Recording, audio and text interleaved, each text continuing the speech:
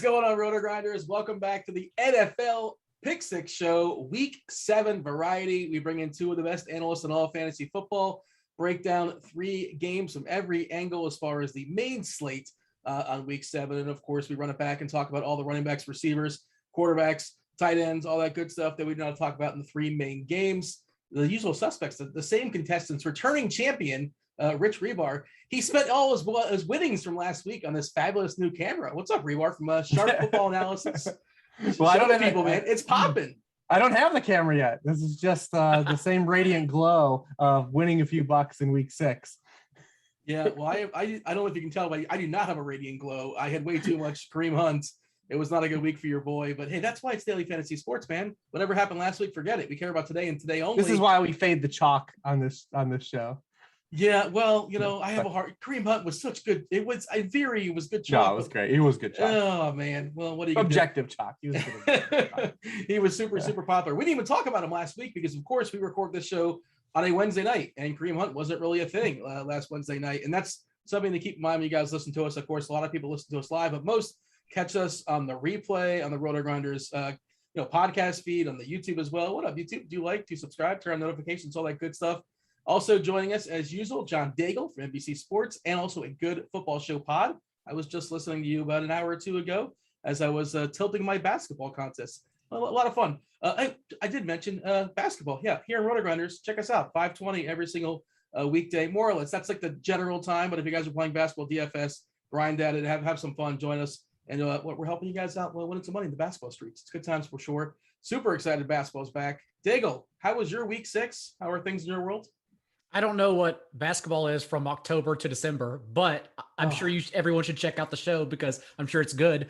Yeah, an okay week. I couldn't get off the Patrick Mahomes double stack, and I had J.D. McKissick as well, but the afternoon was still what won it for everyone. I saw the nuts. I think Go Sixers Go, of course, took down FanDuel for the most part with Dak, CD, and then Jacoby Myers run back, even though Myers didn't have a touchdown. Almost did, but they cheated, so they took it back. And That's then, right. of course, also had Darrell Henderson and Cooper Kupp. So just an interesting stack to note, especially the running back, wide receiver, and a high team total non-quarterback stack, because that's kind of where we're at for this fun slate. 4 teams have 30-plus point team totals, 3 of which are favored by 13 points, 2 that are favored by 16 points. So a lot of blowout game scripts, but also blowouts. That means the team was efficient offensively. That's what I was going for, to that point of the blowout. So it's an interesting slate for sure.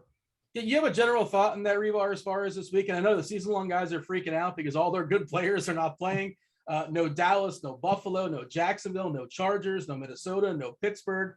Of course, season-long you can play these guys, but as far as the slate we're talking about, the 10-gamer, we're not talking Denver, Cleveland on Thursday night. Thank God. That's going to be miserable, I think. Sunday night, Indianapolis, San Fran. What a terrible game. Indy, San Fran on Sunday night. Yeah, we're not talking about that one. And of course, New Orleans and Seattle were spared that one as well. But yeah, Hribar, and especially in the late set of games, like the last 3 of the last 4 games of the 4 o'clock block are just all like 14, 15 point totals as far as lines. So what's your general thought before we dive in and break it down? The three key games we're going to talk about in a second. But you have a general overarching, how to approach this slate? That those are all really good teams, and that's why they're favored that high, and they're probably going to score a lot of points. So we can pivot to those guys. CD was my savior. Like when he was my pivot, I just started dumping dudes out. I came off of a lot of Kareem Hunt to get the CD. in the late, like that was just the guy, that was the pivot when the stuff that didn't go magically well, in Washington, Kansas City, all the pieces in that one, we went there. So that one saved me. But yeah, I mean, look at you, if you're winning at one, you've got to contend in the late games with probably the Rams scoring 30 plus on the Lions, Tampa Bay scoring 30 plus on the Bears, and the Cardinals scoring 30 plus on the Texans. And then we've got the other game that we're going to talk about. So, I mean, there are going to be points scored on at least one side of those. And, anytime that the one side's going to score 30, you never know what's going to come along with the other side, what kind of game script or what kind of weird things can happen in the second half of those games. So, yeah, I mean, this would be another week where, don't be alarmed if, you're not winning at one and, Chiefs and Titans got there. There'll be options here for some high scoring games and some high scoring game environments later in the day. Also, if you are winning at one and victory lapping, I would hold off on that this week. No one does that. I think everyone's learned enough, I think, by now, except for on Twitter, but that you don't count any of that money, any of the green that's like there at like 3:00 Eastern, you don't count any of that. 4:00 green doesn't pay the bills. I was listening to the OG's podcast earlier today, and Head Chopper was talking about how he was well ahead. He was doing really well. I think he was first in a contest, like with 2 minutes left in the Dallas game, and he wasn't screenshot lifing or anything like that. But what happened was somebody congratulated him and said, "Hey, congrats, Chop, you crushed it," or whatever. Way to take it down. And then he's like, "Yeah, I ended up losing money." 3 touchdowns later, whatever it was, and this is like a minute or two left, and the 2 touchdowns in a minute or whatever. It's rough. I mean, Chop's gonna be all right. He's I think he'll be okay. Twice. I think he'll be okay. Not gonna take out a second mortgage in the house. I think he'll be okay, but it's just interesting how that works out. And also, I know the cost of living in San Antonio. I'm not gonna hear him complain. Is it cheap? It's a nice city. I've been. Water. It's nice for one day. What's that hidden little underground world that's where you go? The Riverwalk? Yeah, Riverwalk. You made it sound like Alice in Wonderland. I'm sure you probably in the rabbit hole is down. probably more enticing than the Riverwalk 48 hours. But also, like, the suburbs of San Antonio, I believe, is where he lives around. Like, that area is really nice. They got some good cocktail bars, by the way. Hey, man, I'm gonna take a road trip one of these days and hang out with Chopper and hit out. I'm sure Austin's not too far away. I've heard good things about Austin, but. All right, first game on the slate. One of these games ain't like the rest. Kansas City and Tennessee, 56 is the total. It's the biggest total on the board. Tennessee at home getting 5.5 points coming off that Monday night game. Daigle, you want to open it up for us? Kansas City, it's Mahomes he had some weird interceptions last week. One that wasn't really his fault. One that was really goofy. Washington, of course, didn't keep up, unfortunately, so they couldn't really put the pedal in the fourth quarter there. Didn't really happen for the Kansas City pieces. Tyreek was in and out. I'm not certain. I couldn't really understand what Twitter was saying. He was getting benched or if he was hurt as far as why he was out for a while. And then he came back. He did score a touchdown to kind of salvage. But this week against Tennessee, assuming Tyreek is good to go, again, this is Wednesday night. Who knows about injuries and all that. But I imagine we'll start with the Kansas City side here, Daigle. It's just a matter of salary cap. Can we keep these guys in? Can we afford them? Is this where we want to spend our big bucks? They didn't get there, oddly enough, despite the fact that Mahomes passed for 397 yards, 2 touchdowns, and averaged 8.4 yards per attempt. Of course, it's the turnovers that's holding this team back as a whole to winning. 14, a league high this year, whereas the Jaguars, for instance, are in second with just 12. Fumble luck, of course, will always regress. It always does annually. The issue is that the mistakes that Mahomes makes, like his falling down interceptions, while he does make plays from those are probably just going to stick with Mahomes his entire career because he's capable of extending plays doing that. But still, not a big deal. This team is still third overall in yards per play at 6.2, right behind the Cowboys and Rams. They are still 6th in red zone scoring percentage on the year and first overall in points per drive. Nothing stops this train at all except the turnovers, and that's just in the winning category because everything else, the offense is still clicking perfectly. Titans have also allowed at least 27 points in 4 of 6 games this year, the only exceptions being common foes in 2 divisional games against the Colts and Jaguars. Also, the Titans just lost. Chris Fulton got moved to IR. Their quarterback room was already awful. And now they put that awfulness on IR and first-round cornerback Caleb Farley and Fulton, throwing Breon Borders and whoever else they can drag from the UPS delivery room onto the field by Sunday. And so overall for the Chiefs offense, especially through the air, we're not concerned whatsoever. Even in Tyreek Hill running the 3rd most routes on the team, I don't think it was benching because, like, imagine benching Tyreek Hill ever.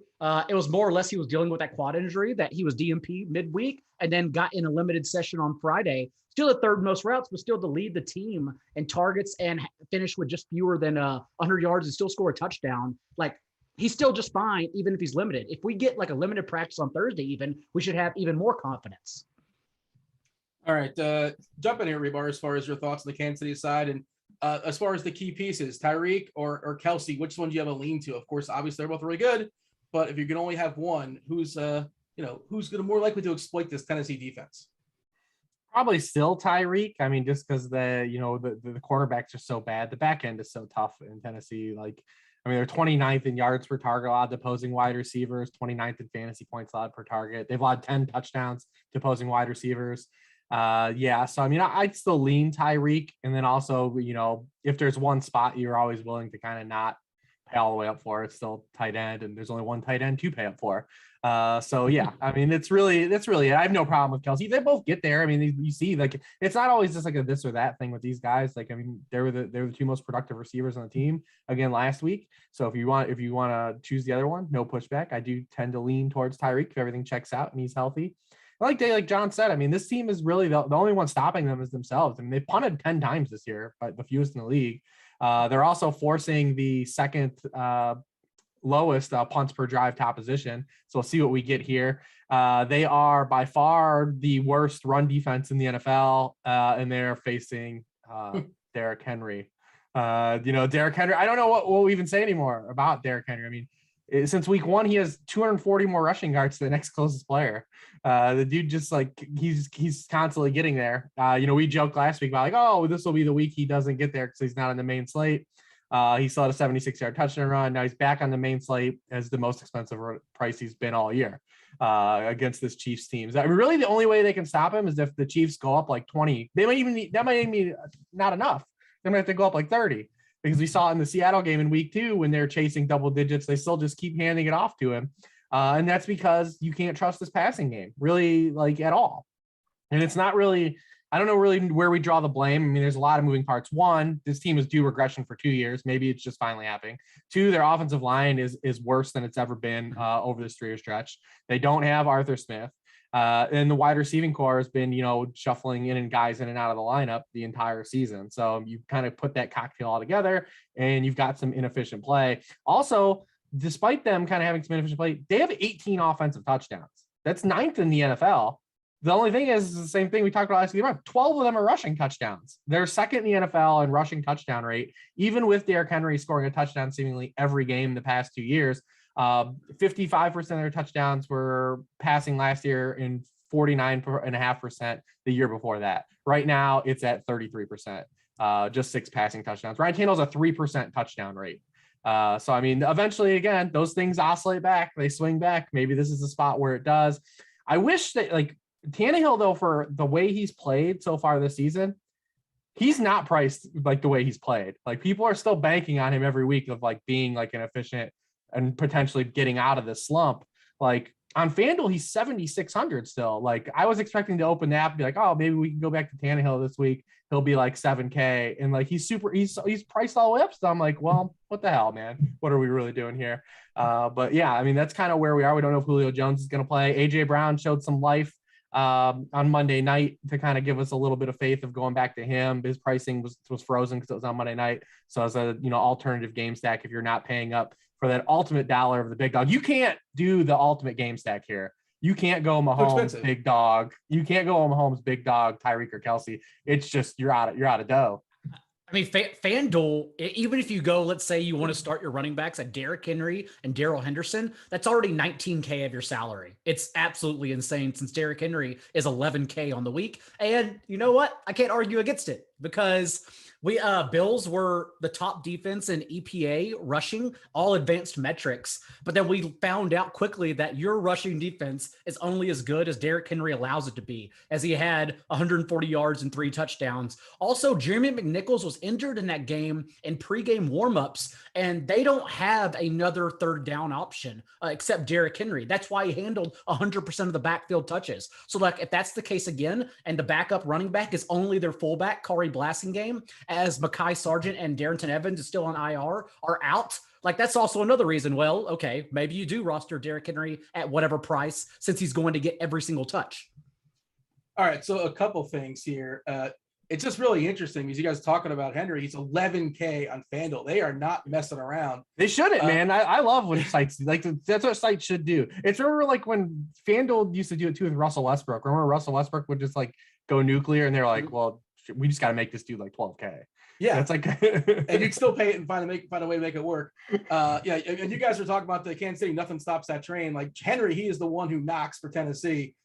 So here's the interesting point here as far as I run my optimals, right? I run 100 optimals, 150 optimals before the show, and I'll go on. The point is, Derrick Henry, what percent is he in the optimal lineup right now? Again, Wednesday night, there's not a lot of injury news that's trickled in. We don't know stuff. 0. He's in 0% of the optimals right now. And again, that doesn't mean you shouldn't play him. Absolutely not. But it's just kind of interesting just because of salary reasons. And also the Chiefs are not in optimals either. They're just not. Right now, Tyreek Hill's a 9% on DK. Kelsey's in 9%. Mahomes in 1%. Just, again, this is Wednesday night. Don't freak out. Things change. Just kind of interesting to sort of note that. AJ Brown had some Chipotle. Is that the story? Because I was watching the game, but I had no volume on it. So I didn't really know what was going on because we were doing a show on air. It was his post-game interview. He said he was dealing with food poisoning. We knew that part. He was ill. And then he just came out and said, well, 1, he's not getting an endorsement anymore. And 2, it was Chipotle. It was actually we need the order, though. It was the same day I had Chipotle for lunch, actually. Oh. We need the order, though. What was the go-to? What was the go-to Chipotle? It was for Chipotle and then basically apologizing to Chipotle. Yeah, Arthur Juan's got to let us know what the go-to Chipotle order was. Do you have a go-to? It sounds like you have a go-to. Me? I mean, no. I like to go either chicken or barbacoa if I can. Hey, let me ask you this. I know you're not in Cincinnati, but you're in Ohio. Are you a Skyline chili guy? Hell no. Oh, I figured I'd get a Skyline take out of you. That was a snap call. It's gross. You're not a fan of Skyline because most people in Cincinnati, like, they love that Skyline chili. No, it's not it.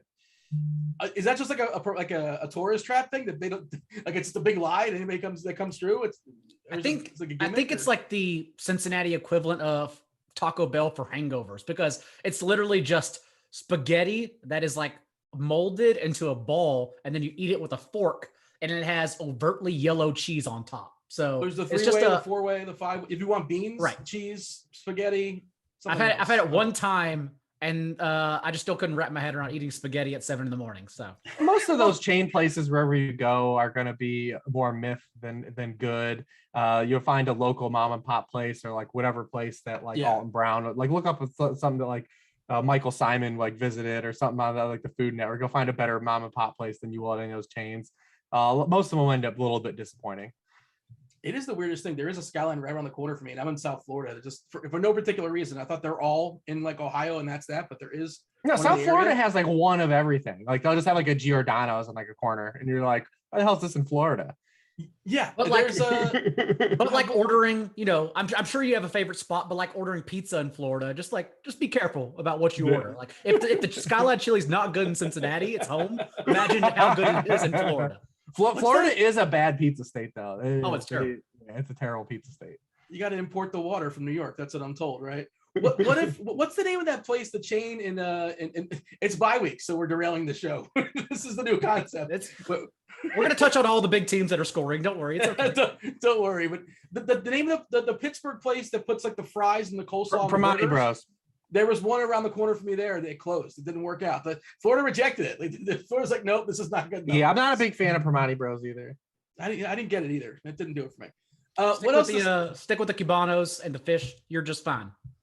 What else is there to say about this game that's worth noting? Do we like Darrell Williams? It's still his backfield. Did he do enough to justify rostering this week? He scored a touchdown. That's nice. He's a running back on a team with a 30-point implied team total. Yeah, there you go. Fair enough. I mean, it's the same thing we talked about last week, right? Like he's not going to like really wow you, but he's going to be on the field a lot on a team that's going to score a lot of points and have scoring opportunities. He now has 4 touchdowns inside the 5-yard line this year. I mean, not overly sexy. You're not going to be excited. He's not going to love the touches he gets, but he's going to be out there on a high scoring team getting the football. And sometimes that's enough.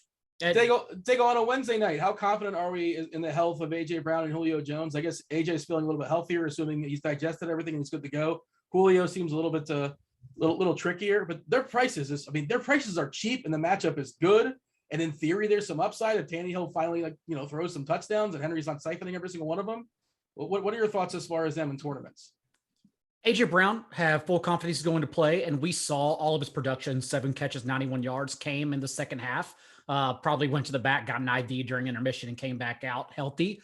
Whereas Julio Jones seems like a more touch and go situation. If you told me to lean one direction on a Wednesday, I would say he's not going to play. And if that is the case, it would go to Nick Westbrook Akine, whatever pronunciation it is, who finished third on the team in routes run, also got his 3 targets on one of those 2 last drives in place of Julio Jones to finish the game. The issue is on a slate where we're trying to spend up on everyone, he's also going to be the one that gets steamed at the end of the day. If Julio Jones is ruled out, he'll probably come in highly rostered in that case.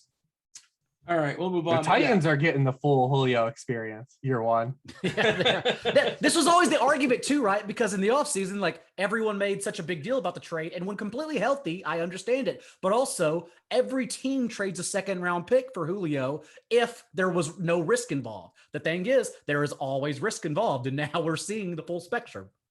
Do you guys both do like season long ranks and like raw points? That's something you do, I assume, right? And where do you put these players? Because I just don't. I mean, salaries obviously totally different, but it just seems like such a mess. With how do you rank AJ Brown and Julio Jones just the way it's been? And I don't. It feels like they could be top 5 receivers this week, especially AJ Brown, assuming he's the healthier of the 2. That's pretty much it. You say AJ Brown is a very good player in a team that's going to have to throw the ball most likely, and you shove him up there in the top 12 wide receivers, pretty easy. Julio Jones, you probably stay away from, but also if you're doing rankings, like on the redraft side this week, it's also a all hands on deck week, since it is not only the bye weeks, but also injuries. And so it's not really even a matter of ranking. It's about asking yourself, how do I survive? And then just like starting and picking up these players. Yeah. All right, we'll move on. Philadelphia at Vegas. Vegas is a 3-point favorite, 49 total in this game. Hribar, the interesting thing, I was pulling up Derek Carty's The Blitz. Shout out the Blitz there for Derek Carty. This game, amongst all the games I think it's just on the regular slate. Yeah, I think it's just the main slate. Maybe it's all. I'm not really certain. I want to misquote it. But it's projected to have the most plays. The more plays, the more fantasy points. It's projected to have 133.5 plays, to get all precise and all technical. So let's talk about the Vegas side first. Did you notice anything different post Gruden as far as how they ran their offense, or it's basically the same? I mean, they ran a lot more play action. 31% of Derek Carr's dropbacks were used play action. It was just 11.5% through 5 weeks. It's interesting because the Eagles don't run a lot of plays. So it's interesting that this one will get there. And then I also have a feeling, I have a funny feeling this week, and it's more of a hunch, that they're going to run the football a lot more this week than they have. We saw that a little bit in the second half of last week. I mean, to be honest though, who the hell knows? Because what does Nick Sirianni like showed us at all right now in terms of game planning? It's been an absolute mess what they're doing. I mean, they're not using any play action. They're not using any pre-snap motion. They're not using really any designed runs for Jalen Hurts either. So I don't really know, but I do get the feeling that they are going to run the football, because Miles Sanders has really increased his snaps the past 2 weeks, 84%.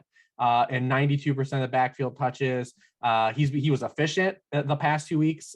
He's run 20 times for 101 yards. He actually ran well against the Bucks on the little bit of opportunities that they had. And then you're facing a Raiders team that is completely susceptible to being run on. So I do think that we'll get some Miles Sanders. I like him. I think he's an interesting play this week. It might just be a product of the landscape, and I'm just seeing whatever I need to see this week to get through. But I do like him. I mean, obviously Jalen Hurts he keeps sucking out. He keeps getting there. He's literally the walking Aaron Paul meme, because if you watch Jalen Hurts, especially he's on an island game, you see all the tweets come out for 3 quarters. This is why this guy's terrible. We've been waiting for this moment all week, even though he keeps scoring 20 points a week. And then the fourth quarter comes around, he just gets 2 rushing touchdowns and twists the knife into the heart of all of those tweets for 3 hours.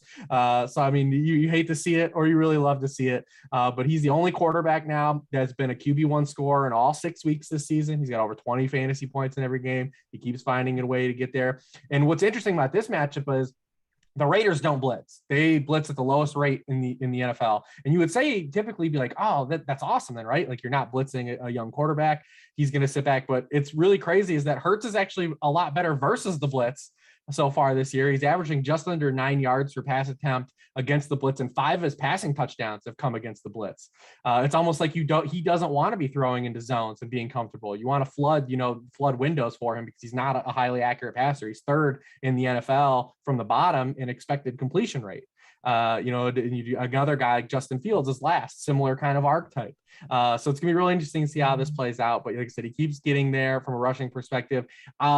I won't take up all the clock here because there's a lot of avenues to cover here, because I see this game getting a lot of a pub, but man, there is a lot of interesting dynamics in this game from offensive, defense, tactical layout here that like these things could go south for a couple of these passing games really easy. We made the Breaking Bad references earlier in the show today. Is the Aaron Paul gif? Is that a Breaking Bad gif? Which gif is that? It is the Aaron Paul gif. Which one is it though? That's the one. He can't keep getting away with it. Oh, okay, yeah. That's the one. Yeah. That's, and I tweeted out basically the same thing with Jalen Hurts. Like, just roster him every single week and don't watch the game because you're going to tilt so hard. He's averaged 156 passing yards the past 2 games and finished as the QB6 and QB8 on the week. And I understand it's been little bunny touchdowns inside the 5-yard line, but that's what Jalen Hurts do. That's what he does best. So that's okay. Regression says that's supposed to change, I guess. But like you said, that's just sort of what he does as well. And he siphons touchdowns away from Miles Sanders. I see in the chat, you're talking about Miles Sanders and Josh Duck. Miles Sanders is tempting. Miles Sanders lock button, according to Swaggy P. 5.1K. My guy. Speaking of great gifts, the Swaggy P gift where you're taking the shot and you're like, I got it. He turns around. It's playing Miles Sanders this week. That's what it's gonna be. It's been premeditated. He's Swaggy P is a precog from Minority Report. He's letting us know. We also have to wait and see. That's why it's a tepid situation, because Dallas Goedert's still on the COVID list, and also Zach Ertz traded. Unlike Zach Ertz, Dallas Goedert can eclipse 30 receiving yards if he's going to play 88% of the snaps like Ertz did. We also saw different coaching staff, of course, but Goddard ran a route on 89% of Philadelphia's dropbacks in his 4 starts without Ertz last season. And we saw them also increase their rate of 11 personnel with only 1 tight end, right? They have Richard Rodgers on the practice squad. Tyree Jackson activated from injured reserve, or at least had his window opened up. But overall, like, they're not going to run 12 personnel because that's what they're going to do. They did that because they had 2 above average tight ends to play. Now they seemingly only have 1. And that's why Kes Watkins, we've seen the past 2 weeks run a route on 76% of Jalen Hurts' dropbacks. Also, we saw him get a 19% target share this past week. Devontae Smith still trying to get that touchdown regression, as he's 14th in air yards overall, but has scored only once on 2 end zone targets all season. So yeah, there are quite a few different ways to play this game. Talking about the Raiders, again, anything you see I see in the chat, they're talking about the potential. I think that's producer Devin talking about a potential Darren Waller breakout game. He was spectacular week 1, kind of up and down since then when you consider the salary you're paying for him. We see Ruggs seemingly catch a bomb basically every single week. How excited are you about the Raiders side here, Daigle? And I guess add in Derek Carr. We didn't really talk about him, but he's there. He's playable, I guess, but I don't get too excited about him. Right. Like Rich noted, we saw them essentially double their play action rate since the play calling duties changed from John Gruden to Greg Olsen. But also Derek Carr, I wonder if it was just matchup based too, since they went in to scheming to attack the Broncos cover 1 man-to-man scheme. And that's what you even saw Carr backpedaling a couple times and just launching one-on-one coin toss opportunities downfield. He did hit 4 of his 6 targets, 20 plus yards downfield. And we know in particular on the year, Henry Ruggs, 39% of his targets have been accrued from 20 plus yards downfield, as that's where he's going to as an efficient player too, who can haul those in. So that's kind of where where I'm going to roster this passing game overall. Derek Carr also, that was, after starting the year with 300 plus yards and multiple touchdowns in both games, and then going backwards with 210 yards or fewer and multiple turnovers in both games and 2 games after that, we then saw him come back to what he was doing previously with 300 yards and multiple touchdowns.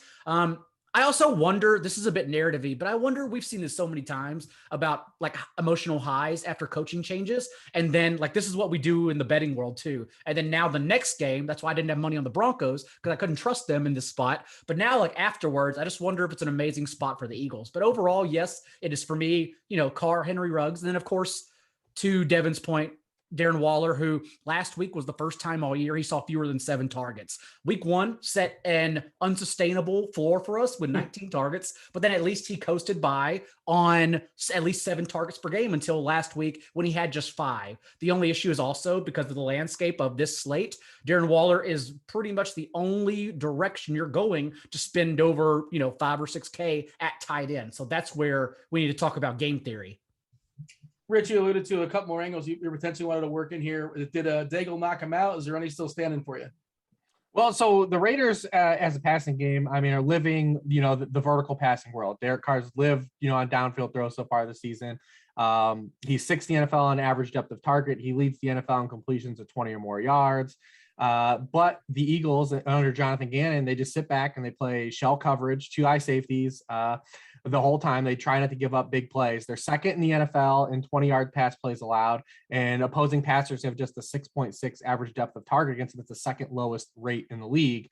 Carr is the most fantasy points this season on throws over 15 yards downfield. Another quarterback who was in the same trajectory as Derek Carr just faced the Philadelphia Eagles, and Tom Brady, who coming into last week led the NFL in completions of 20 more yards and was a top 5 quarterback in average depth of target. And when he faced the Philadelphia Eagles, his average depth of target was just 5.6 yards, which was ahead of just Geno Smith last week. The last time Derek Carr faced a team that predicated itself on shell coverage and stopping the deep ball was the Los Angeles Chargers, and he had a season low 5.8 yards per pass attempt in that game. Right now, if you go to Sports Info Solutions, in terms of double move deep routes, the Raiders have 3 of the top 9 guys in amounts of routes run in double move deep routes in Renfro, Brian Edwards, and Henry Ruggs. Henry Ruggs has 8 targets over 30 yards downfield so far this season, and 5 of his catches and 240 of his receiving yards have come on those throws and the 2 touchdowns. So, this is a team that's predicated on the vertical pass. They've lived on the vertical pass, and the Eagles have lived on shutting down the vertical pass. They want to bleed you out. And you would say, all right, well, there's the signal, right? It's going to be our Darren Waller week, right? Darren Waller's gone through some of these stretches before, right? Like, he goes dormant. He did it at the end of his not rookie year, end of his 2019 season, his breakout year. And then last year through 9 games, he only cleared 50 yards just twice. Like, we've seen stretches of him, and then he just goes on like just mega heaters. But interesting enough, though, is that the Eagles, because they play that shell coverage, and just like the Chargers, they face a ton of targets to tight ends. The Eagles have faced the 3rd most targets to tight ends per game, 8.8, but they've only given up 1 big game, and they faced a lot of good tight ends. Kyle Pitts, 4 for 31. George Kittle, 4 for 17. Travis Kelce, 4 for 23. Dalton Schultz was the one that got him for the 680 and 2 on Monday night to kind of keep the lights on for kind of a Darren Waller, kind of breakout game. But yeah, this Eagles defense, like, they just don't give you a lot to work with. They're really boring in that regard. And then if they're able to get home with 4 and this offensive line's a problem, then that creates a problem for the Raiders, because you can't run, like, the Raiders can't run the football. That's their biggest problem. You look at Josh Jacobs, he hasn't run for more than 3.4 yards per carry in a game yet this season.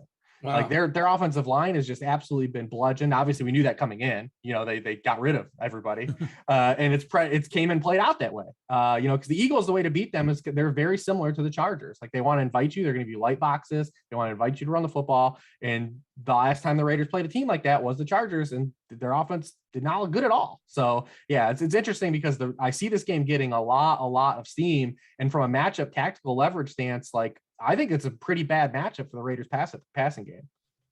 You like Philadelphia +3? I don't know about that, because I hate Nick Sirianni with a burning just passion right now. Oh my goodness, does he drive me insane? So I don't know if I like that, but I will say, just from like a DFS stance, like, I'm loading up on those guys, I'm probably more interested in the Eagle side, the Miles Sanders side. Me and Swaggy P are going to lose our bucks, our Shroot bucks on that. But but yeah, Devontae Smith's always there. I like the Quez Watkins call, especially with the Ertz now being removed from the picture. So yeah, it's an interesting matchup altogether. I'm ready just to burn it all down. Maybe we'll go Waller, Miles Sanders stacks and lose it all.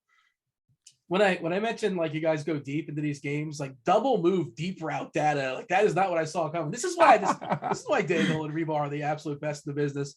I think Hunter Renfrow just practices double move routes like all the time. I don't think he's ever run a single move route like it is in his whole life. But also it's not 10 yards beyond the line of scrimmage. Like he knows exactly when to cut 5 yards out and then just go in. No, he's second. He's second behind Jamar Chase in double move deep routes in the NFL. Oh, really? Okay, I didn't know that. Yeah, Jamar Chase is first. Does that correlate with exercising? Is there some kind of correlation with the double move deep route? I mean, you have to have good cardio, I feel like, to pull off those moves, because you've got to pull them off in a precise fashion, like a figure skate route running. It's like cardio. Like now, Renfro's actually getting the work in. Like he's good for 54 yards a week, minus last week.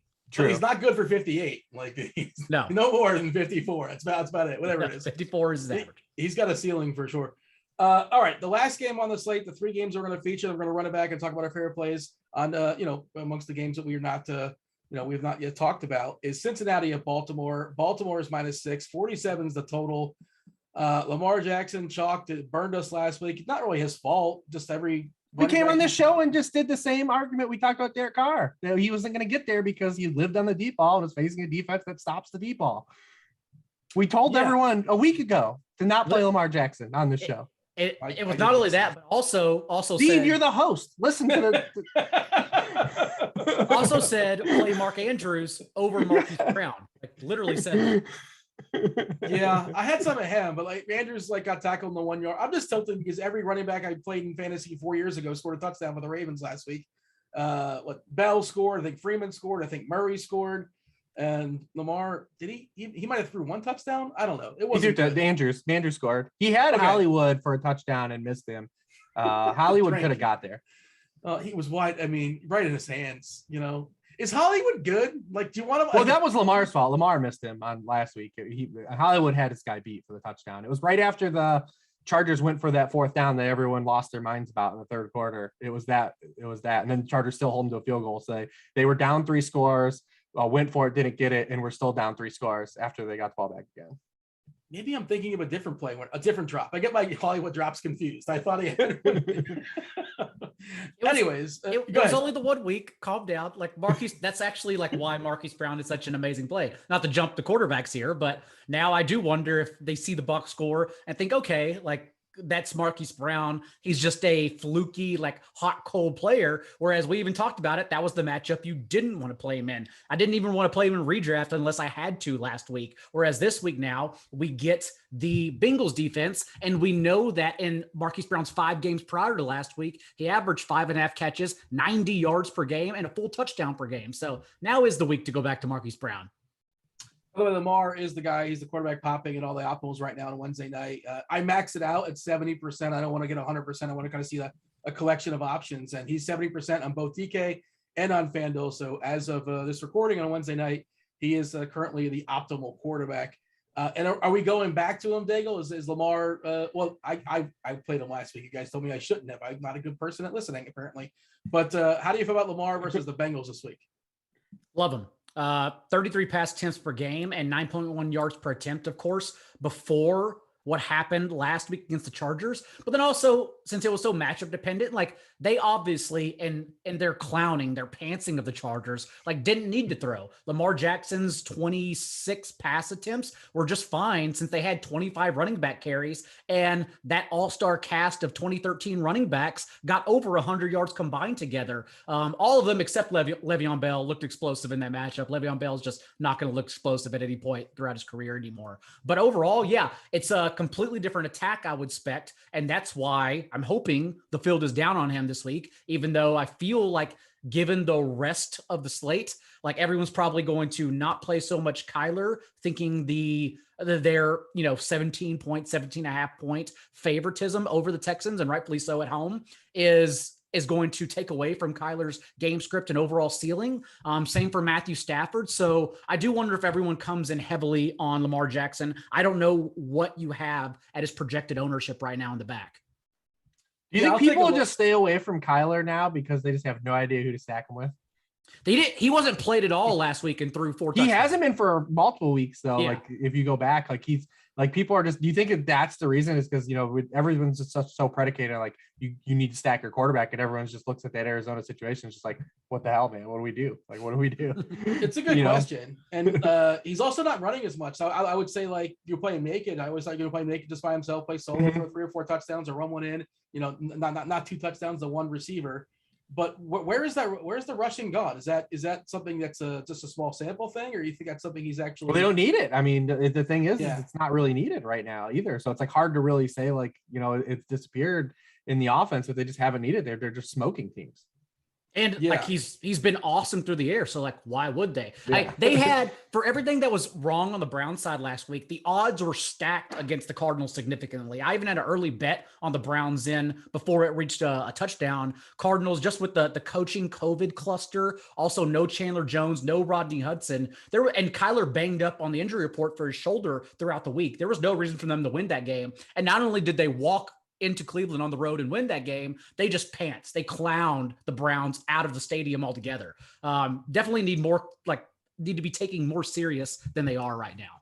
For all those reasons you just ran off, I made a donkey move, and my cash games on FanDuel, I was debating between Minnesota, the Vikings versus Carolina, and Cleveland versus Arizona. And all those reasons, I'm like, well, there's some wind. I'm not freaking out about it.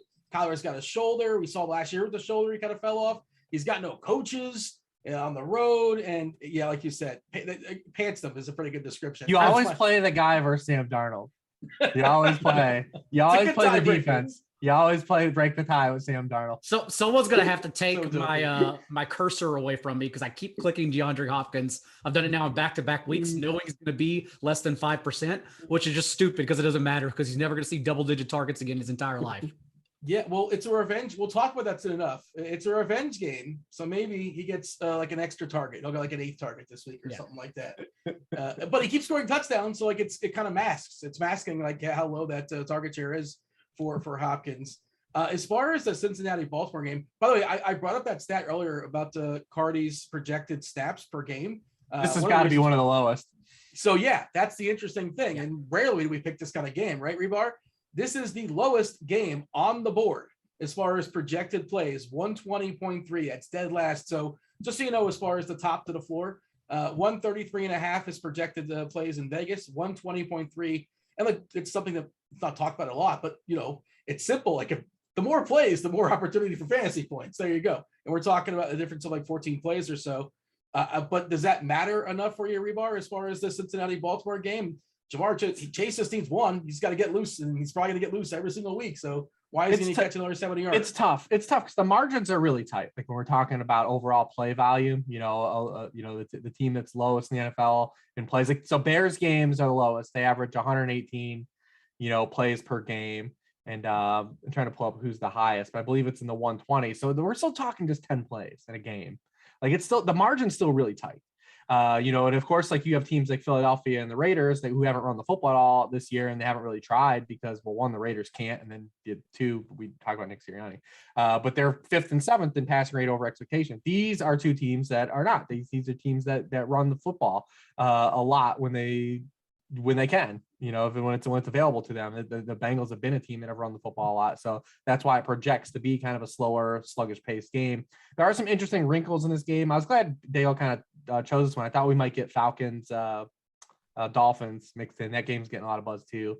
That's second, by the way, second as far as total plays projected, but go ahead. Yeah. But there are a couple of wrinkles in this game. So we talked about it last week too. Because if you remember going back to last week's show, we talked about how Justin Herbert had struggled against the blitz. And what happened in that game last week? The Ravens just threw blitz after blitz after him, and Justin Herbert went 6 of 13 against the blitz for 58 yards. And if you're going to face the Ravens, like, how do you handle the blitz? Because they blitz the 4th highest rate in the NFL. That's what Wink Martindale's defense does. Their linebackers they don't have linebackers that have versatility. So like, they have to send these guys. They have to send extra guys. It's the personnel and the roster they built. Now, it's hurt them a lot this year because they don't have the back end pieces. They don't have the cornerbacks they had. Now, they had some good cornerback play last week that really helped out. But for the larger part of the sample of the season, the back end hasn't held up. So they've given up a lot of huge plays. So Joe Burrow so far to this point has been phenomenal against the blitz. He's been blitzed on 27% of his dropbacks, the 12th highest rate in the NFL. He's 34 of 47 against the blitz, 72% for you people trying to do the calculator at home. 10.5 yards per attempt, and 6 of his passing touchdowns have come against the blitz. So Joe Burrow, I mean, it's funny because in a larger week, a larger field week, he might slide a little bit unnoticed because it's the bye-apocalypse and we've got 4 top 10 quarterbacks on bye. He's still, projected as a top 10 guy. I think he would be more of like a fringe guy because most people see Baltimore and their brain instantly goes to elite defense, right? Like elite defense. But he's been good against the blitz. The Ravens, outside of last week's game, have shown they were vulnerable. Maybe it's a turning point. Maybe it's a fulcrum point for their season, but also we know what they're going to do. They're going to send a lot of heat, and they're going to put a lot of players in one-on-one coverage situations against a team that has really viable wide receivers.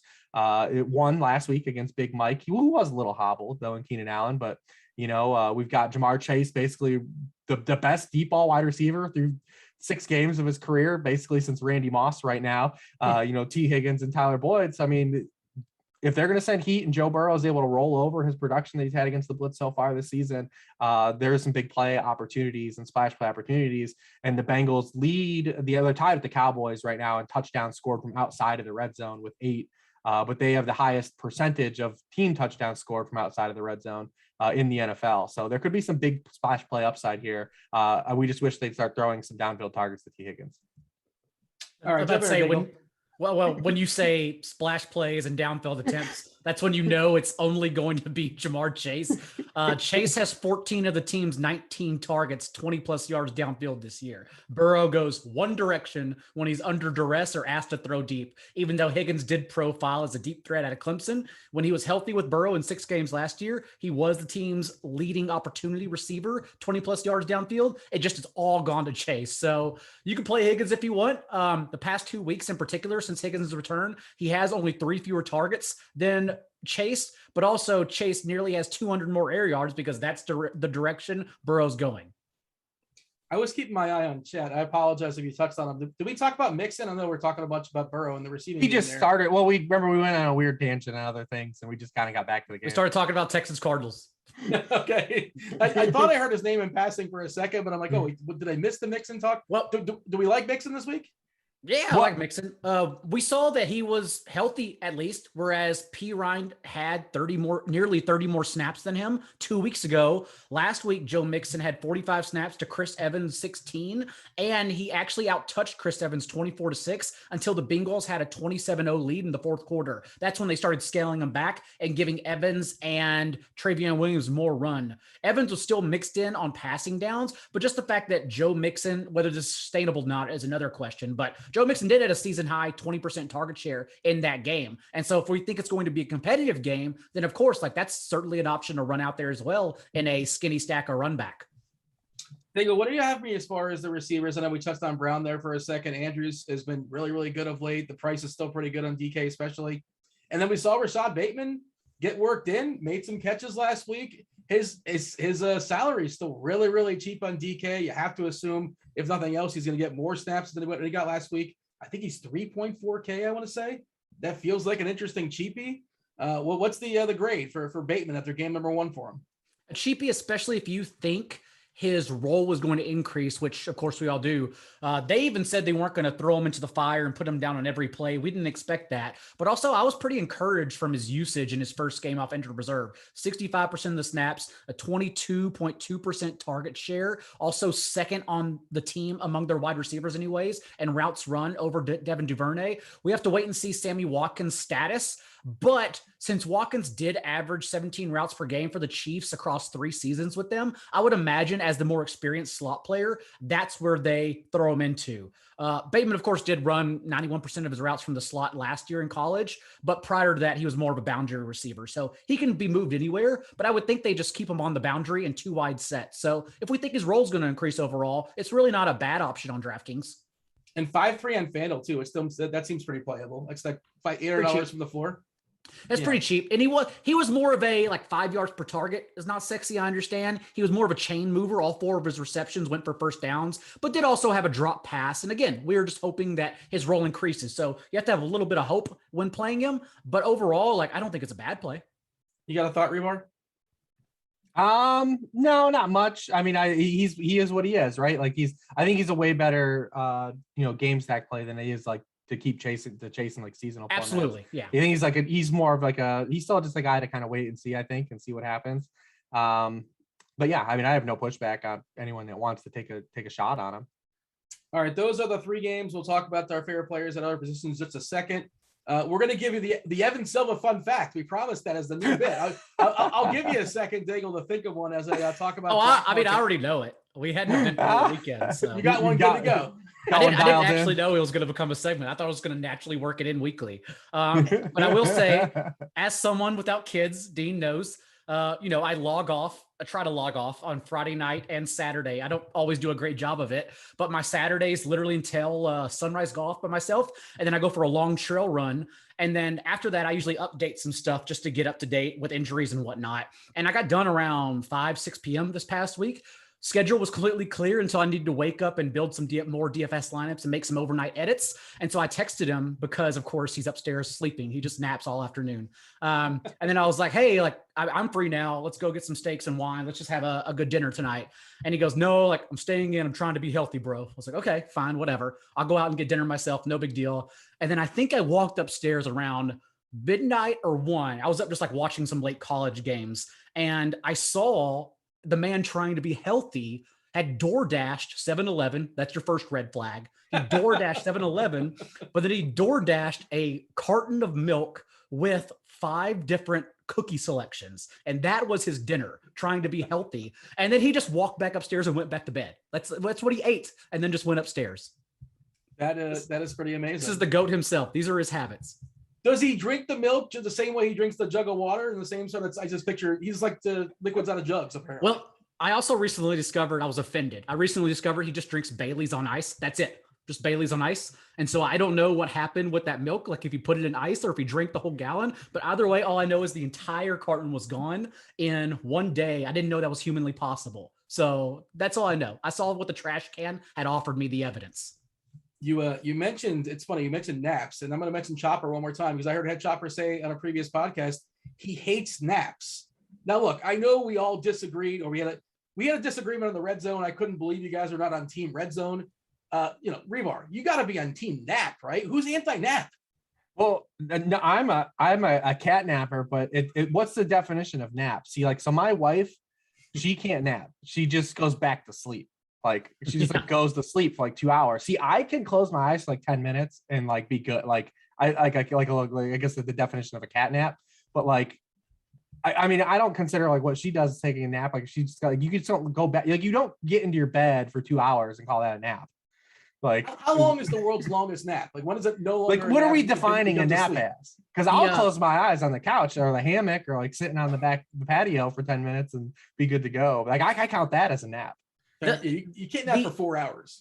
The entire thesis of a nap is like to refresh anyway. So I think just closing your eyes in silence is totally fine. It's like meditation. Like you're just fine. I know the proper way to nap, which no one does, but the proper way to nap, because it takes the average human being, I think, 5 to 7 minutes to fall asleep. And then you're supposed to nap no longer than 32 minutes, because after 32 minutes, it becomes sleep inertia. And that's why you feel foggy afterwards, because usually your nap is over 32 minutes.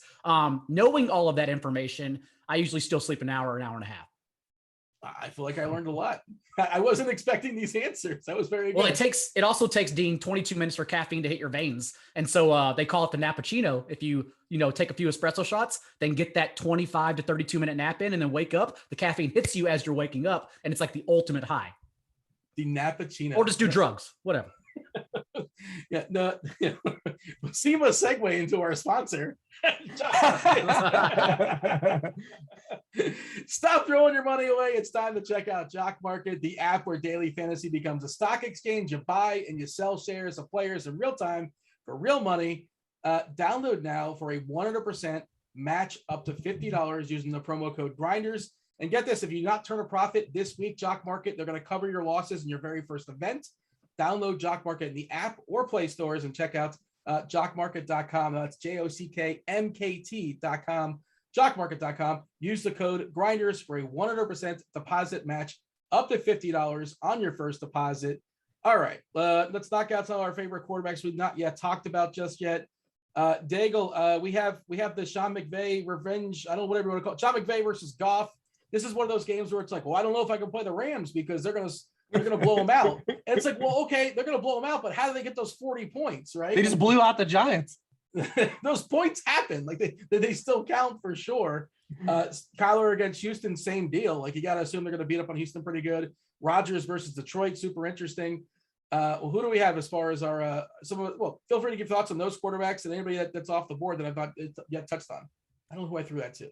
Yeah, I mean, Matthew Stafford had only 28 pass attempts, but when you're that good, it doesn't even matter. Still threw 4 touchdowns, 250 yards. Like I told you, in mid and high stakes, he was one of the optimal quarterbacks to roster, Dak being the other, since so much roster percentage came down on Patrick Mahomes and Taylor Heineke, who was just, he was Taylor Heineke. He was just outright bad. Didn't help anybody. And also 8.9 yards per attempt for Stafford. So overall, yeah, sure. I mean, they're going to build a comfortable lead. And they're going to keep their foot on the gas. We saw that they had no issues benching both Henderson and Stafford when they got that lead. But of course, that's what everyone worries about. And there's only one way you get that lead is when your good players are good. So overall, like Stafford, Henderson, Kupp, like they're all in play again. The one question I have at quarterback, actually, Rich, I know you have your finger on the pulse in this situation better than most people.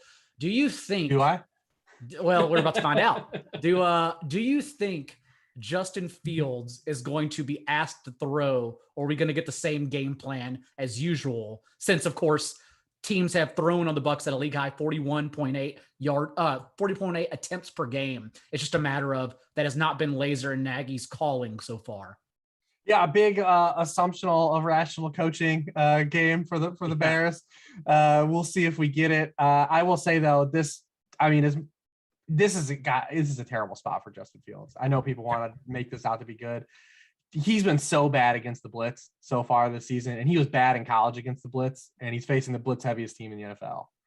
I mean, it's really hard for me to get there. I know people want to talk about the dropbacks and his ability to run, and he actually scrambled and made some plays last week. And maybe that's enough. Maybe just throwing him in the hair and fire situation is enough to scare this out of him. But man, I think he's got such a track record of being a slow processor and terrible against the blitz, going back even to his college days. And it's been a problem in the NFL that, I mean, I feel like the Wolves are about to be called on him this weekend. So, I mean, it's a short week. We've been chasing that flop lag. Everyone's kind of knows like he's capable. He's going to have a QB1 scoring week. He's definitely going to. But I mean, I don't know, man. I don't feel great about the spot for him. Yeah, I only asked because that's when I look, that's the one place I would want to spin down with some big dogs. Yeah, I could definitely. Yeah, I wouldn't unless someone wants to sell me on Tua. So I wouldn't do it in a small field tournament. You like if you're gonna play Fields, he's completely large field. Like he's completely large field tournament. He's the burn your $20 on the milli. Yeah, he's large field tournament. Like you're not gonna go with your. Because I know the way you play. Like he's probably like not a guy like you probably like you want to get your 5 max like. He's tough to play in your short fields. No pun intended. Yeah, I mean, I do think that that Falcons Dolphins game will get talked up a little bit. Both on both sides. Just because one we're short on kind of back and forth teams. These are two teams that really can't run the ball well. I mean, the Falcons do want to try to run it. Like they'll try to run it if they can. But the Dolphins have basically thrown their hands in the air and said, nah. Since week 1, Miami quarterbacks have dropped back to pass 53, 57, 35, 44, and 51 times. Like they just have no interest in trying to figure out what this offensive line can hold up and this gaggle of vagabonds they have in this running backfield rotation can do. So, I mean, I think Tua's probably going to throw it, 40 times. So you're going to get the volume on that side. And he offers a little bit of Konami. He's not a full Konami guy, but can get you 20 plus rushing. And you might get Devontae Parker back against this Dean Pease, defense that also is going to blitz and leave guys one-on-one. So, I mean, I think that game will get talked up. Rodgers, I think, is the one guy, like I'm looking to see if he does go overlooked. And Washington has allowed a top 7 score now in every game but one so far this season. And they've allowed 22 passing points per game. So it feels like a really good spot for Rodgers. I don't know if, like I said, we'll get Heineke to punch back. I mean, it looks like he's just about burnt out his wick on making us like kind of respect him a little bit. It's just too bad now. But I mean, he averaged 1.7 air yards per completed pass last week. Against the Chiefs too. That is hilariously bad. So is that a worse week than Robbie Anderson, who had 11 targets and 11 yards? targets, 11 yards. Oh man, What a worse week, arguably. Yeah, I joked with Ian Hartitz on Twitter today because he was pumping up Robbie Anderson. I said everyone gets a turn every week. We just pass them along. It's someone will get a week to hype him up. Eventually, someone will be right. I was there last week. I was in on him last week. I know Daigle was a couple weeks ago. I forget who they played. Oh, I remember. I mentioned him in a skinny stack last week on the show, and I got off Justin Jefferson. I went to Dalvin Cook, Robbie Anderson skinny stacks, but Robbie Anderson was still like, even 9% of mid stakes is too comfortable for Robbie Anderson. I thought I was going to get him at like 2%. He was like $12 on Yahoo and like, $2 above. I don't know if you guys play there, $2 above the floor. So I had a fair bit of him over there. And it's so weird. He scored a touchdown and he's still kind of, he wasn't good. the Mike Davis game of scoring a touchdown and still not being good. By the way, I'll just say this as far as the quarterbacks, you mentioned Fields, and I know it's the highest variant thing to predict defense. But this feels like an awesome pay up on the Buccaneers week. Defenses in general, like you've got the Patriots, you've got the Bucks, you've got Packers. The Rams, you've got they're all those defenses are just look like pretty great objective plays. I want to play against Zach Wilson every week. If I can afford the defense versus Zach Wilson, I want to try to get there. But yeah, the Bucks too also look they all look good. All those defenses look good. It's a good general thought to maybe spend up on defenses this week, because a lot of people just want to save salary because they embrace that variance, and any team can score 2 goofy touchdowns. That's just how that goes sometimes. But all right, let's move on. Let's talk about some running backs. Hribar, give me some running backs that are on your list that we've not yet talked about. Who do we talk about? We talked about Miles Sanders. Henry. Yeah, we talked about Henry. Oh, well, if Antonio Gibson doesn't play, J.D. McKissic, man. I get it. People think he's just like an ancillary, satellite back, but we saw when Antonio Gibson went down last year, he played 65 and 88% of the snaps in those games. He even got goal line carries in those games. Last week, when Antonio Gibson left the game, Jarrett Patterson played 2 snaps. Now, some of that at the end of the game was game script, but J.D. McKissic is a guy that this staff that's there has let him elevate into being a ball carrier. So, if Antonio Gibson doesn't play, he's such an easy bring back, I feel like, with Rodgers and Devontae, because he gives you the best of both worlds, right? If he's going to get the touches and carries, and then also be the guy that if all hell breaks loose, is just getting peppered with dump offs, you've got a high floor for his price, because on both sites, he is really cheap. I'm trying to see what he is in a DK, because that's obviously where we would prefer to play him. He's 5K. He's 5K on DraftKings. And then he's 5.7 on FanDuel. So, he is a guy, I'll be monitoring this Antonio Gibson thing throughout the rest of the week and seeing what we get. Because I feel like some people, even if Gibson is out, people will talk up Patterson because he's the hot new thing, a hot new rookie, and you'll pick him up on waivers. And then they also will draw that McKissic is just like a pass catching back, and he's not going to get any elevation, but au contraire. Yeah, he just recently had 16 touches against the Chiefs, and only 8 of those were catches. The others were, of course, carries, because that's how they're treating him. So Patterson is just he's a non-athlete. He plays special teams well. That's why he's on the active roster, but he's not the same guy who was basically the Darrell Henderson version of small school production in college. In the NFL, there are just so many more athletes that can easily tackle him. He's not the guy who's going to carry a workload ahead of McKissic. Yeah. Oh yeah. Darrell Henderson. He looks pretty good too this week. That's the weekly though. DraftKings just won't do it. FanDuel at least got Henderson to 8K. DraftKings they're not even going above 7K, even though Henderson keeps handling every single touch. Even last week, until the Rams took a 38-3 lead, Henderson had 22 of the 24 touches. And now we got Sony Michel DMP on a Wednesday. So it's just the train keeps moving as well for Henderson every week. 6.6K seems too cheap for sure. Crazy. Swift is another guy. Swift is the best running back on his team. He's the best receiver on his team, and he's game script proof, right? He'll stay on the field and just catch passes that are down by 20. I assume. It's not fun to get attached. Well, he's not game script proof, actually.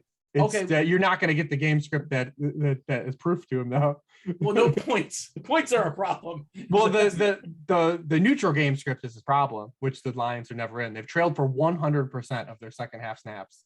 That's So, amazing. That's his problem. Neutral game script, because that's when you see Jamal Williams. Jamal Williams is an afterthought running pass routes and involved in the passing game.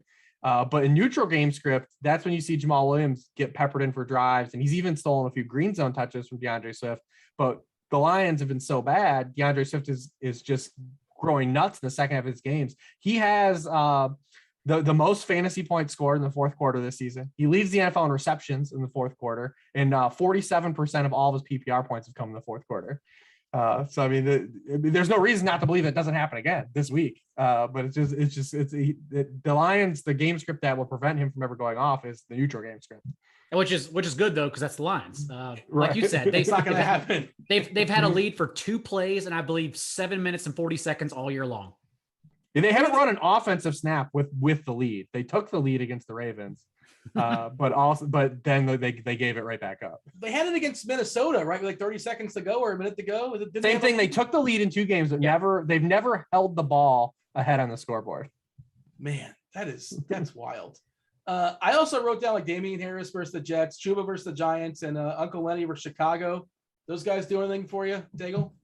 Yeah, Damian Harris is an interesting game theory play because it seems like everyone wants Ramondre Stevenson to be a thing, but it's just not happening. Like, yeah, he ran one more route than Brandon Bolden as the James White version for the Patriots this past week. But overall, even on Stevenson's touchdown, on the 1 yard line, Damian Harris got hurt the carry prior, came off the field, and then Stevenson got put on for that luck box touchdown. Damian Harris still had 18 touches. Like, he's still the leading running back within a team that is favored by 7 points in this game. We've already seen the Patriots as well play Zach Wilson once in week 2. He had 4 picks and averaged 6.3 yards per attempt. So pretty favorable game script for Harris, especially if no one's going to get there, thinking Stevenson is going to be integrated heavily. Also, I don't know if I'm going to get there, but I think at least a good late swap position is going to be James Conner. Does have double digit on FanDuel only, because Conner doesn't have more than 1 target in any game this year. That's not his role, but does have double digit carries in 5 of 6 contests. Again, we mentioned it earlier. The Cardinals are 17-point favorites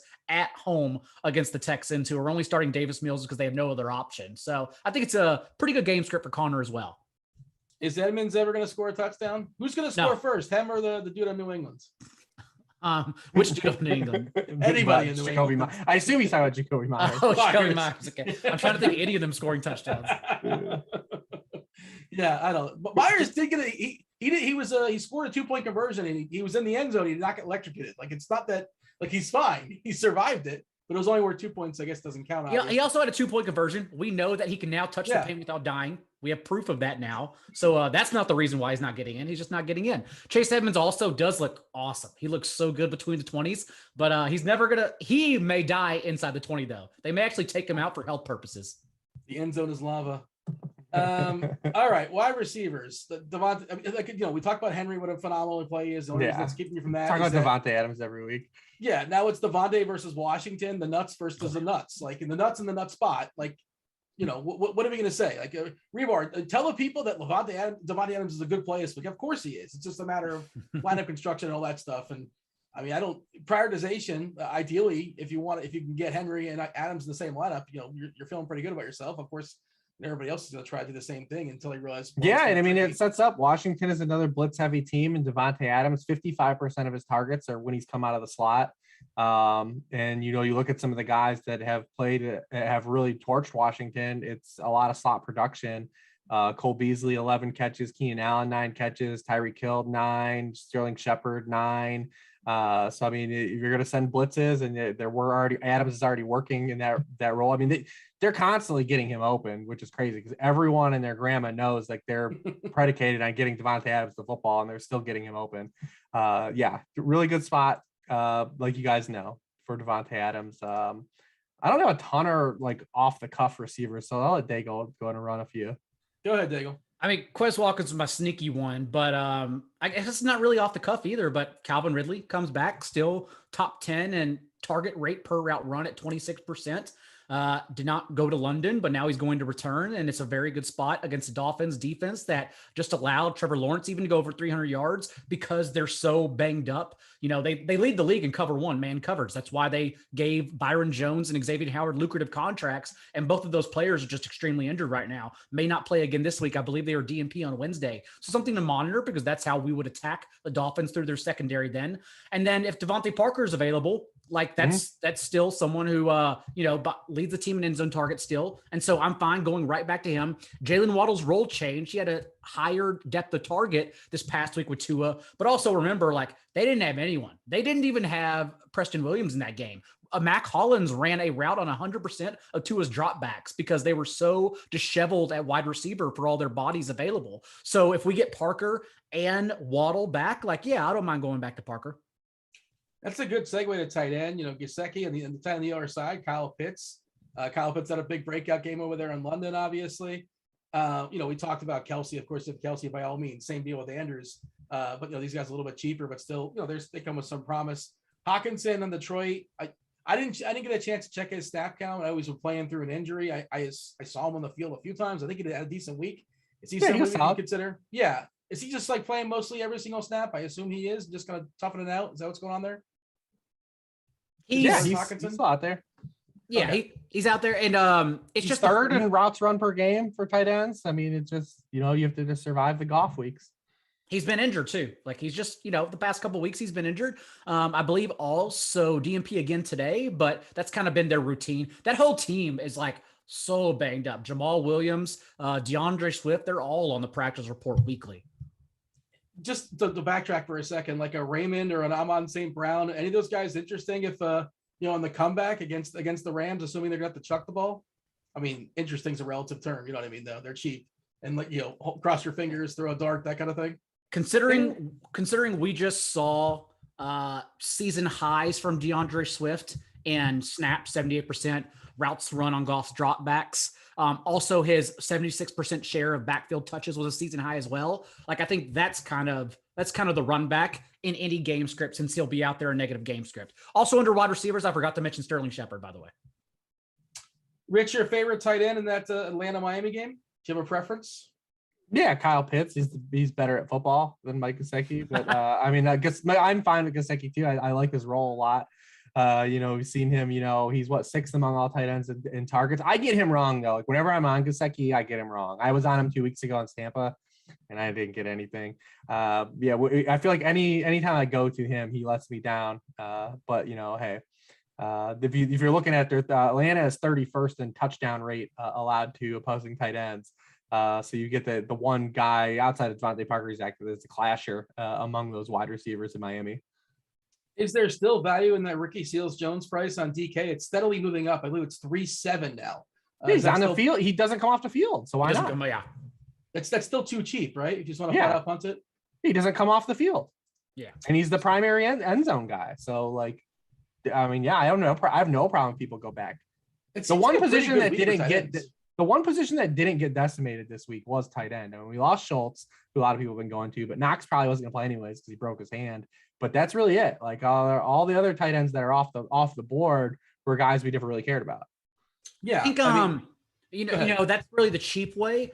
I also think Tyler Higbee's going to kind of sneak through by the end of the week. And they just moved their backup tight end, Johnny Muntz, season-ending injured reserve. And we saw this past week, Higbee did play 100% of the team snaps and ran around on all but 2 of Stafford's drop backs. So I actually think he'll get lost in the shuffle despite having a 30-plus team total for the Rams. So that's another way to get sneaky exposure if you want to go like Henderson and Higbee rather than Cooper Kupp. And then we have a Cordell Patterson take. I saw his price was pretty egregious, but he keeps finding a way to score. FanDuel is not playing with Cordell Patterson. You said you like it when they jam up the prices, Reeves. I do, man. Yeah, because listen, for some reason 2 weeks ago, he ended up being really chalky on FanDuel. And it was he was 6'3" or 6'4", which was I didn't get it. Which and he got there, but make him 8K. If people want to keep playing him, make him 8K. Dude, I have no problem with it. He has not performed on even as hot as he's run. He has not performed on 8K levels, but hey, dude, go nuts, man. Make people pay for it.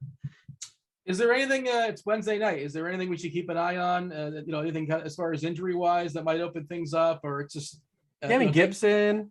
Yeah. What else do we got? This is more your wheelhouse, Daigle. You always do the look ahead injury tweet. Yeah, I'm looking through my injuries right now. Well, the It's a issue long is list. it's also just a lot of bad players like T.Y. Hilton. Well, no, that game's not on the main slate. Okay, so we have McKissick. We have Kadarius Toney, which would also not only why I like Sterling Shepard since he has a 22% target share in every game, but also for some reason without Kadarius Toney and Darius Slayton, they played Dante Pettis in the slot. They had to. They had no choice. So if Dante Pettis sneaks under, like that dude somehow saw 12 targets as in the second most routes run behind Sterling Shepard. Like he's more than viable if you want to sneak him in there in a run back on DK in particular, since that's where you're going to get your receptions at. Is Zach Ertz available this game? He is. Okay. You got Zach Ertz there.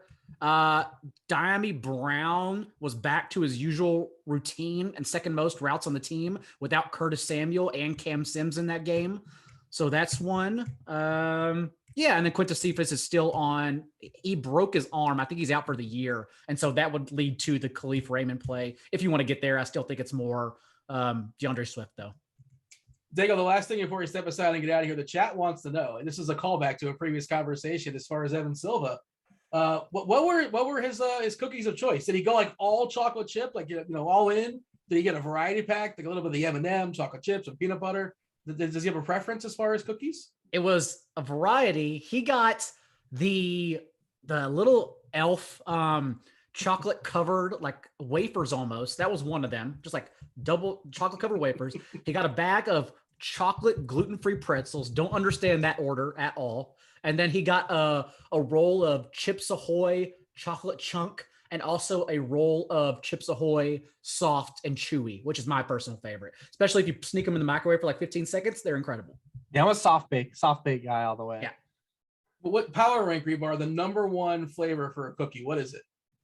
I think just the perfect chocolate chip is money, dude. Yeah. Like you just don't go wrong there. It's a classic. You know who has really good chocolate chip cookies, man? Is Sam's Club. Really? Their bakery, that. Sam's Club Bakery. They make these big soft baked chocolate chip cookies, man. They're actually. Do you have to buy like 30 of them? You got to buy them in bulk, or you can just They're buy like one? No, they come in like a pack like 15, like sleeves of 5, like 3 sleeves of 5. That's one sitting. That's good. Well, my kid, Daigle's been at my house. My kid's like, my 16-year-old eat like 6 of them and be like, oh, cool. I'm like, dude, we just brought these home. You just ate 6 giant cookies. Also, Dean, you have to understand like the Reeves family, outside of Rich, like none of them experience food, are not adventurous whatsoever. They will literally like only eat a piece of chicken, maybe with buffalo sauce, maybe, and a burger with nothing on it. That is literally what they eat. They don't adventure beyond that. Hey, whatever works, man. Well, they're young. It works out for me because I always get to pick the restaurant. So it's whatever I want to eat. Yeah, and it's Skyline Chili. That's what we Never. No. This is the kind of stuff you get when you listen to us live. You get to ask such questions like, what cookies does Evan Silva eat? I We'll also, answer for you. although the perfect chocolate chip is a Critical really question. good answer, this is an egregious answer. I really like the ones that are extremely unhealthy. Well, they're all unhealthy for you, but those ones that are like just dough and sugar that you get around the holidays, it just has a flop piece of hard icing on top, and the rest is just like sugar cookie you can fold. I like those a lot. Yeah, I'm a sucker for the sugar cookie or the snickerdoodle. Like those are all money too. Let us know in the comment section, the most overrated, most underrated, your power rankings. Let us know in the comment section on the old YouTube. Do subscribe, turn on notifications. We do appreciate everybody that listens to us live. Again, most of us listens to us on the RG podcast feed. You guys should like and follow that as well too, if you're not doing that, or watching us on the YouTube on a Thursday afternoon or something like that. I always say this, everybody knows who you guys are. It's week 7. They all know, but just in case somebody kind of wandered into this podcast for the first time, Rich, tell them where they can find your content. Sharpfootballanalysis.com, at Lord Reeves on Twitter, a face for podcasts apparently. And you can always find me Wednesday at 9 Eastern with Daigle and Dean. This very show. Daigle? 6 teams are on bye whenever we're power ranking cookies. At Not Jay Daigle on Twitter, a good football show on iTunes and Spotify where we do team previews, weekly previews, NBC Sports Edge, waiver wire column on Tuesdays if you're into that thing. We did rock movies last week, so yeah. There were some people commenting in the chat. I meant to bring that up, but unfortunately we ran out of time. We got to step aside. Someone mentioned Walking Tall last week in the comments as well. Walking Tall is good. Still good. We We brought brought some of that the up. other guys, and the other guys isn't a rock. He's in like one That's scene. not a Rock movie. It's a good scene. It's a funny scene. I'll give it to him, but like because everybody's wait, the Rock's in this. Oh wait, now he's not in this. Never mind. Spoiler. My apologies. He's in it for a brief period with Samuel L. Jackson. All right, that was Rich Hribar. That was John Daigle. That was producer Devin behind the proverbial glass. That was the NFL Pick Six Show for Week 7. Good luck this week. Thanks a lot for watching. We're out of here. Oh.